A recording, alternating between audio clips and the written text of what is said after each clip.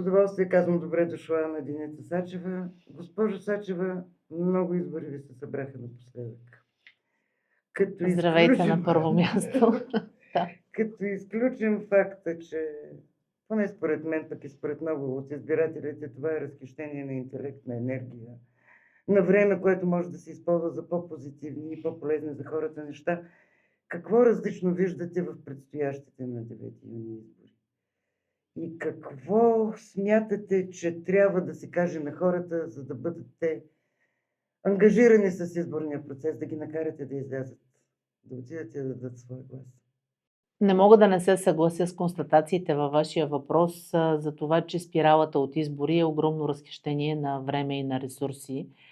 Разбира се, най-ценното нещо на първо място е времето, но не трябва да забравяме, че ние до този момент дадохме може би над 600 милиона за избори, което е наистина изключително жалко, и то не защото се дават пари за демокрация и се дават пари за това хората да упражнят своето право на глас, а защото всъщност има политически субекти, които са незрели и които не знаят защо се намират в политиката.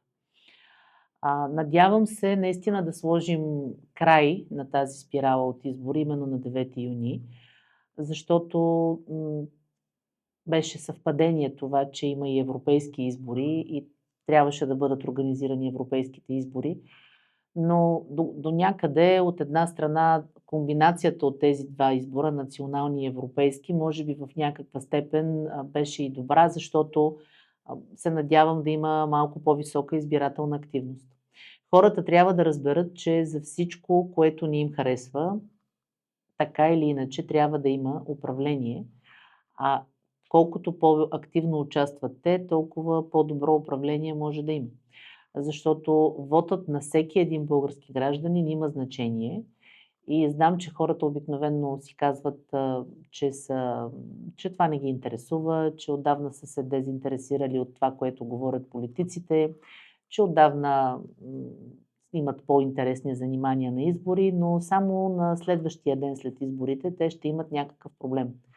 Нещо няма да е наред, няма да е направен пътя, по който те ще ходят, ще имат проблеми в училищата, в които, да кажем, учат децата им, или може би ще търсят решение на даден проблем, свързан с болницата, или ще им трябва по-бърза писта за това да започнат частен бизнес.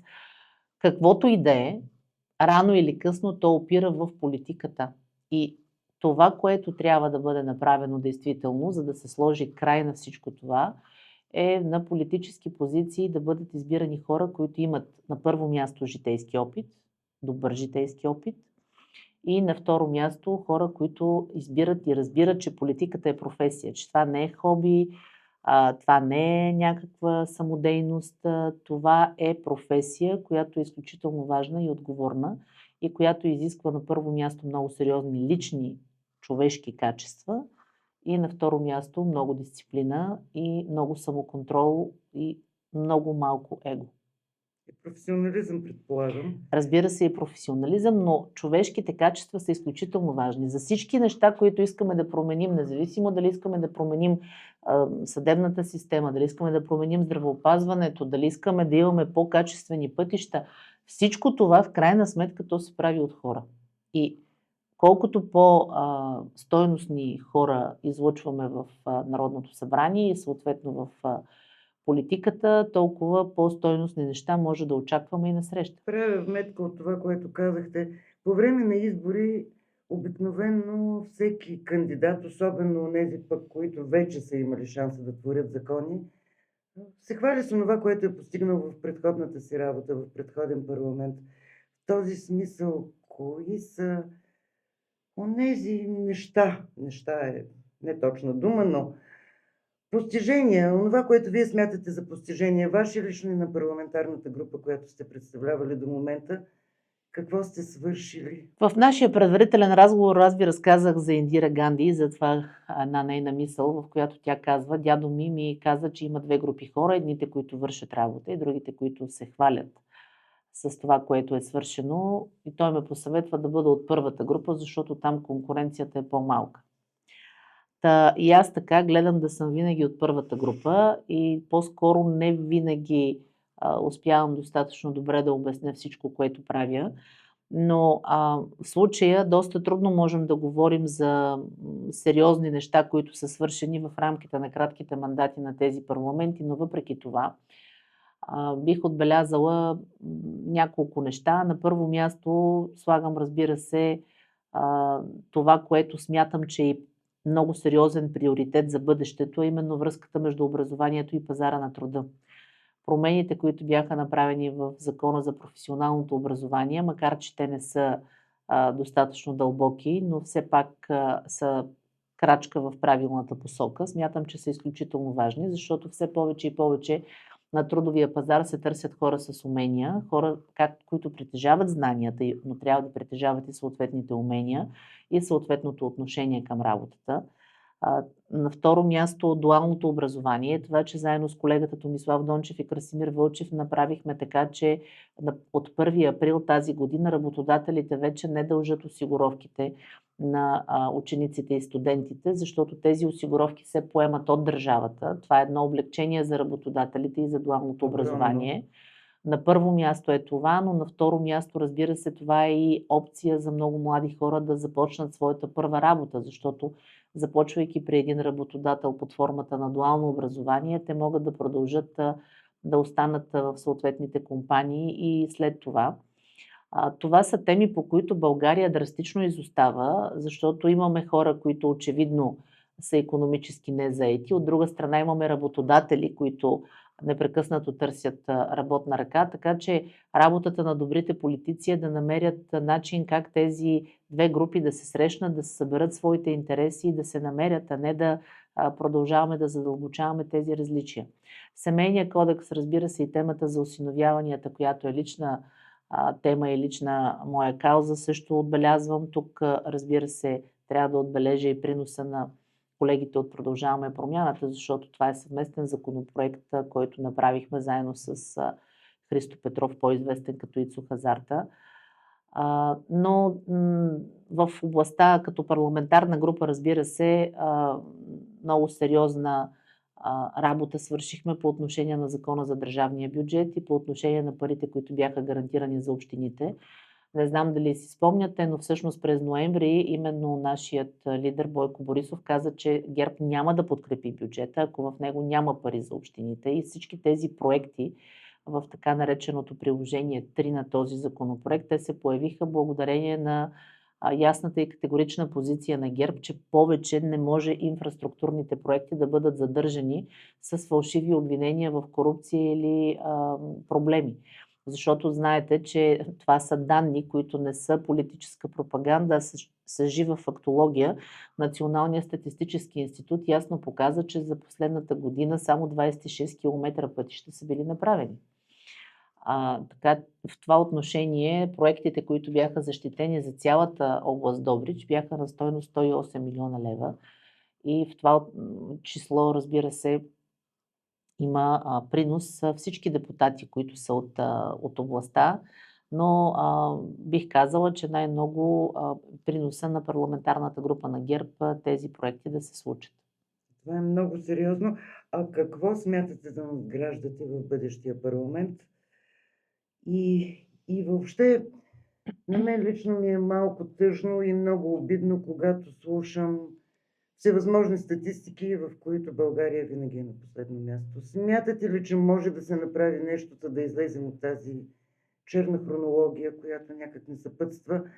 Предполагам, че и когато се срещате с хора, пък вие много ходите, непрекъснато се срещате с хора, получавате и много оплаквания, получавате много информация за това, от какво не са доволни хората. Въобще, какво можем да направим, за да не сме все в чернилката, все в катрана? Първо искам само да добавя нещо към предходния въпрос, което се сетих и което също е важно. Ние всъщност заедно с господин Борисов, Тома Биков и аз, тримата, бяхме вносители на законопроект, който урежда всъщност до края на техния живот, доживотно, пенсиите на нашите естрадни певци, чието досиета пенсионни бяха изгорели в концертна дирекция. Не само на тези български таланти, но и на техническите лица, които са били ангажирани. И по този начин беше решена една много сериозна несправедливост. Но защо го казвам? Не заради това, че трябва нещо да се похвалим, а защото всъщност в тази информация се корени отговора на вашия следващ въпрос. Културата е в основата на всичко. Културата е фундамента, върху който ние можем да изграждаме каквото и да е. Било то образование, икономика, социална политика, развитие, излизане от класациите. Всичко се корени именно там и на първо място в нашия начин на мислене. Аз не мисля, че в България е толкова зле и не мисля, че България е действително лидер в негативни статистики. Напротив, мисля, че има и много положителни тенденции, които трябва да се отбележат. Например, съвсем скоро Евростат показа много ясен спад в децата, които вече не ходят на училище. Една тема, по която отново с колегите Томислав Дончев и Красимир Вълчев работихме непрекъснато по време на нашия мандат и продължаваме и до момента да работим, защото колкото повече деца са образовани, естествено толкова по-добре за държавата, но тук не говорим само за образованието като краен продукт на интелектуален капацитет, но говорим и за включване. Говорим за това, че хората са тези деца, за които не ходят на училище, те са включени в социалния и икономическия живот, а ние трябва да се научим на това да включваме хората, да се научим на сътрудничество, защото непрекъснатото разделение, непрекъснатото изключване, непрекъснатите обиди, особено в рамките на предизборните кампании, те наистина силно демотивират хората. Представете си само рекламите по телевизията, как биха изглеждали, ако компаниите се рекламираха по начина, по който ние си говорим в политиката. Представете ли си как вечер някой започва да ви казва: праха за пране на еди коя си компания е ужасен, купете си от моя. Или примерно еди коя си пералня се чупи по-често, купете си от моята. Не може да се изгражда идентичност през омразата към другия или през нещо, което не ти харесва в другия. Да критикуваш нещо, което не ти харесва е окей, но не и да изграждаш собствената си идентичност през това, че просто мразиш някого и смяташ, че някой не е добър. Идентичността трябва да се изгражда преди всичко през собствените качества. И в този смисъл подготвили сме законопроекти, които са свързани на първо място с образованието и с пазара на труда, както вече ви казах. Аз конкретно съм готова с законопроекти в социалната сфера, които са свързани с прекратяването на така наречената френска безработица, т.е. хора, които ходят и работят по няколко седмици в чужди държави и след това дълъг период остават на помощи за безработни и не желаят, демотивирани са да се включат в пазара на труда. Също така имаме готови законопроекти по отношение на земеделието във връзка с общинските поземлени фондове, с Закона за земеделските кооперации и също така с промени в някои закони, отнасящи се до финансовите пазари, които да направят така, че земеделските земи да не бъдат просто източник за финансови спекулации и непрекъснати сделки на финансовите пазари, а да бъдат наистина обработваеми земи, които да бъдат в полза на българските граждани. Аз също ще предложа и специална програма в Националния план за заетостта, който се отнася до работна сила в сектор земеделие, защото това е един от големите проблеми. Недостига на работна сила. Всичко, което е свързано с дигитализацията и изкуствения интелект, е изключително важно, но все пак има неща, които дълго време ще трябва да се извършват от хора и изискват работна ръка. И в този смисъл ние трябва да мислим холистично за всичко, а не само да отиваме в едната или в другата крайност. Като ви слушам, много социални законопроекти ще има в бъдещия парламент. А какъв хоризонт му давате вие на този парламент? Защото според това, което чуваме от социологическите проучвания, вероятно отново ще ви се наложи да търсите партньорство за осъществяване на идеите. Нищо в този живот не може да стане без партньорство. Няма как да се случват нещата, когато човек е съвършено сам. Напротив, нормално е да се търси партньорство. Въпросът е да се изгражда култура на сътрудничество, която ясно да отчита както електоралните резултати, така и съответните политически приоритети. Това, което ни беше трудно досега и причината, поради която отново сме на избори, е именно липсата на добра политическа култура по отношение на нашите партньори, с които се опитахме да работим в последните 10 месеца, която не съм особено сигурна, че много се е развила в рамките на кампанията, поне от това, което виждам, но все още оставам с надежда, че може би пък човек винаги има, както се казва, мегдан да се самоусъвършенства, стига да го иска наистина. Защото хората са тези, които определят електоралната тежест и те казват кой да бъде първи, кой да бъде втори, кой да бъде трети. Оттам нататък, спрямо електоралната тежест, се отчитат и съответните приоритети, търсят се пресечни точки. Съвместната работа изисква сътрудничество. Тя не може да бъде насилие особено пък на малцинството над мнозинството.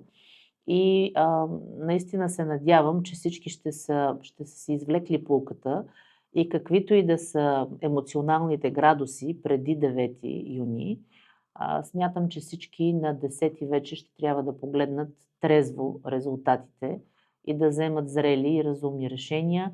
Този парламент, следващия, трябва да има по-дълъг хоризонт, категорично, защото това е в интерес на абсолютно всеки български гражданин, на българския бизнес, на България, включително и на самите политически субекти, които просто може и да ги няма на следващи избори. Дано този оптимизъм се превърне в градивен реализъм. Дай Боже. Аз повече за реализъм си го мислех моето, но нека на мен ми прозвуча оптимистично, предвид това, Добре, на което се оптимистичен нагледахме реализъм, до момента. да се спреме на това. Как определени. смятате, доколко съвместяването на парламентарни и евроизбори би накарало повече хора да гласуват? Въобще тази формула 2 в 1 би ли работила в някаква посока да унищожи, доколкото е възможно, абсолютният избирателен нихилизъм, който започва да цари в България? Съгласете се, че при около 30% гласували избиратели, след това някой, който е спечелил 8 от тези 30%, да има претенциите да говори от името на народа, става малко странно. То затова според мен смирението е най-важното качество, което един политик в този исторически момент трябва да притежава, защото никой на този етап, в тази ситуация не може да си позволи да си присвоява това да говори от името на народа, от името на всички, от името на мнозинството, защото наистина мнозинството в момента са всъщност негласуващи. Именно. Така че да, до някъде може би и двата избора ще се потенцират един друг, може би ще има малко раздвижване по отношение на избирателната активност, може би ще има малко повече гняв от тази безпътица и повече хора ще излязат, за да кажат, че искат да сложат край. Наистина се надявам да има по-висока избирателна активност, защото това е единственият начин, по който могат да бъдат решени всички проблеми. И така, както ние всички очакваме от политиците да бъдат по-смирени, по-въздържани, по-разумни, по-не толкова градусно емоционални, така може би на първо място трябва и самите граждани да си отговорят на въпроса какъв е пътя, за да се реши проблема, защото който и да е проблем може да бъде решен, когато на първо място човек се гледа в себе си. И накрая не мога да не ви попитам какво да очакваме ние, доброжанци, от вас персонално и от вашата парламентарна група, от работата и в бъдещия парламент. Аз продължавам да бъда изключително активна в сферите на образованието, на социалната политика и на здравеопазването. Надявам се действително да направим възможно медицинския факултет от Бургаския университет да заработи час по-скоро. Поела съм ангажимент за това да работя за осигуряване на финансиране за факултета още от тази учебна година, да има финансиране, което да бъде свързано с закупуване на техника и апаратура, която да послужи за база за обучение. Поела съм и ангажименти за конкретни техники, които биха могли да бъдат закупени за болницата тук и съответно за разкриване на отделение по образна диагностика.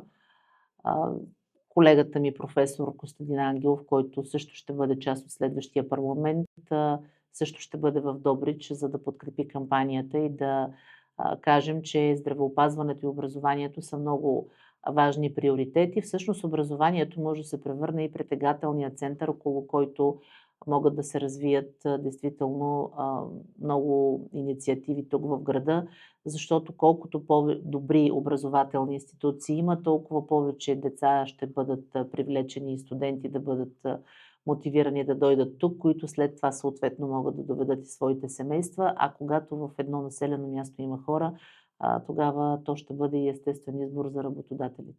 Много човешки неща правите и планирате да продължите да правите. Аз ви желая успех на 9-ти Благодаря и аз. и се надявам след това на диалог, в който да говорим по конкретните неща.